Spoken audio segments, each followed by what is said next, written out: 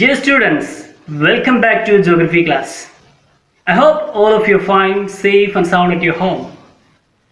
So today we're going to continue the discussion of the exercises of chapter 4, Urbanization, Causes and Effects. So we will continue with the discussion with the help of PowerPoint presentation. So let's begin. Today we will start with the section F. Answer these questions in 75 to 100 words. So we need a little bit elaborate way of answering. Let's go to the first question. First question. Urbanization has several adverse effects on the socio-economic structure of the country. Justify this statement. So several adverse effects, which mean negative effects or negative impacts. So we have to explain why it is. Let's move to the answer. For the answer, you can come to page 34. There it is given as the adverse impacts of urbanization. Let's see the first point. Urbanization results in an increase in pollution levels, particularly air and water pollution. So that's the first point. Overpopulation in the cities results in unemployment and underemployment. Overcrowding in cities leads to unhygienic conditions and give rise to public health and sanitation issues. There is a severe shortage of housing in the large cities, causing the growth of slums. Large cities experience a number of social problems like poverty, violence, and increased crime rate. Next point. Urbanization can also lead to disintegration of joint family system due to high cost of living, particularly in urban region. Original inhabitants of an area often get displaced due to excessive migration. So these are the adverse effects or negative impact of urbanization on the socio-economic structure of a country. We know that there are both positive and negative impacts. So for urbanization also has got some negative impacts. For these we have to bear, though urbanization gives a lot of facilities and services. So these are the major adverse impacts of urbanization. I hope you got the answer. Let's move to the second question. Describe the characteristics of satellite cities. Describe the characteristics of satellite cities. It is there in the same page 34. Let's move to the answer. Satellite cities have been in existence as cities before interconnecting with large metropolitan cities, which means it was not all on a sudden built as satellite cities, but it was there as city even before it was connected to large metropolitan cities. They are separated from the larger cities by vast rural territory or by major geographical barriers like river. They are economically and socially independent from the metropolitan cities. Satellite cities have a central business district surrounded by residential areas. They have their own independent municipal government. There is a lot of cross commuting between the satellite cities and the larger metropolis. So these are the characteristics of satellite cities. It is there in it is there in page 34. I hope you got the answer. and we have discussed about these characteristics well in while we were taking the while we were explaining the chapter. Moving to third question, what are the adverse impacts of urbanization? What are the adverse impacts of urbanization?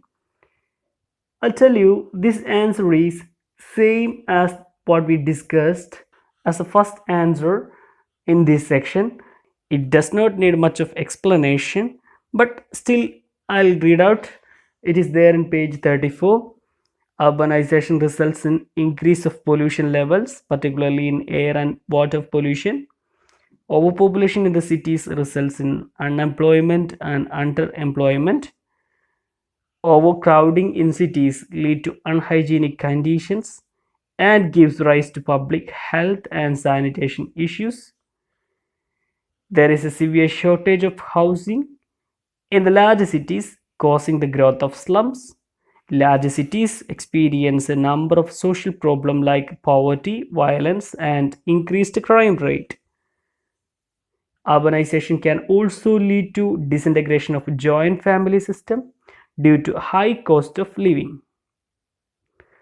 Original inhabitants of an area often get displaced due to excessive migration.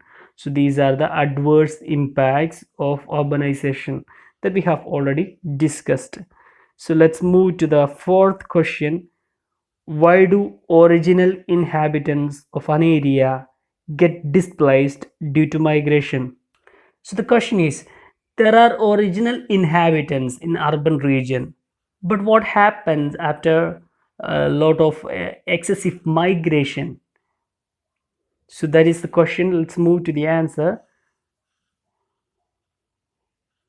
Excessive migration causes overpopulation in an area.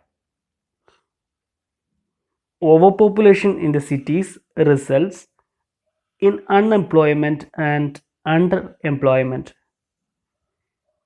Overcrowding in the cities leads to unhygienic conditions and gives rise to public health and sanitation issues. There is severe shortage of housing in the large cities, causing growth of slums. Large cities experience a number of social problems like poverty, violence, and increased crime rate. Due to these reasons, original inhabitants of an area often get displaced. When there is a lot of people coming into a particular region, automatically the original inhabitants get displaced. And secondly, this urban region becomes extraordinarily busy and an area with lots of antisocial activities, so that the original inhabitants may prefer to move out of that region. So in two way they get displaced. I hope you got the answer. Let's move to the next section, section G. Why do you think so? So we will see the first question. Antisocial activities are on the rise in urban agglomeration. Why? That we have just discussed. We will see it. Urban agglomerations are often overpopulated, so naturally there will not be enough employment opportunities for everybody. So overpopulation in the cities results in unemployment or underemployment. Eventually it will lead to a number of social problems like poverty, violence, and increased crime rate. So the unemployment and underemployment of a region is the main issue or main cause behind antisocial activities, so that antisocial activities are on the rise in urban agglomeration. I hope the answer is clear. Now let's move to the second question. There is cross commuting between a metropolis and its satellite city. So why? That's a question. See, I hope you understand the word cross commuting. It's a means of transport, maybe like a bridge or flyover or road. That is what meant by cross commuting. Okay, between satellite city and metropolis. So, what is the reason?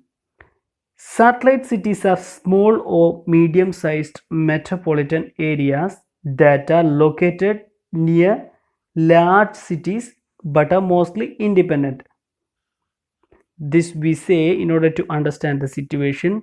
Okay, satellite cities are nearby a large metropolis but mostly they are independent, and they are separated from larger city by vast rural territory or by major geographical barriers like a river.